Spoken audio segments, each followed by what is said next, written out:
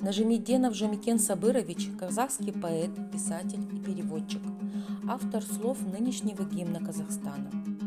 Рос и воспитывался у своего деда Нажимидена Стамгазиева.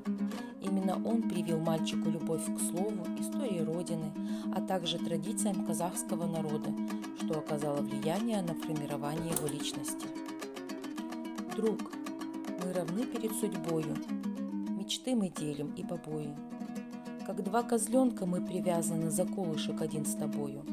Мы легковеры, мы невежды, мы губим слабостью надежды. Мы два конца одной веревки во всем, от мыслей до одежды. Одна судьба у нас, и все же мы спорим, лезем вон из кожи. Как быть? Стихи мы любим те же, но мнения наши так не схожи. Жумикен Нажимиденов является автором текста действующего гимна Республики Казахстан.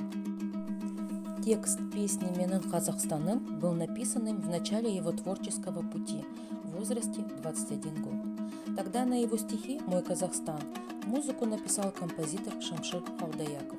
В исполнении Жамал Умаровой песня стала очень популярной, чуть ли не народным гимном. Авторы и не мечтали об этом. И когда речь зашла о создании нового гимна республики, президент Казахстана Нурсултан Назарбаев выбрал именно эту песню. 11 января 2006 года песня «Менің Казахстаным» «Мой Казахстан» впервые зазвучала в качестве государственного гимна страны под сводами столичной резиденции Ак-Орда в торжественный момент вступления Нурсултана Назарбаева в должность президента Республики Казахстан.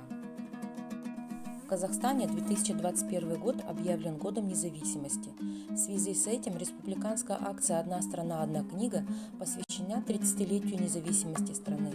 В рамках этой акции под названием «30 книг к 30-летию независимости» для всенародного чтения были выбраны 30 лучших произведений известных казахских авторов в области поэзии, прозы, драматургии, детской литературы и перевода. Произведение Жумикена Нажимиденова «Менің Казахстаным» по праву заняло свое место в этом списке.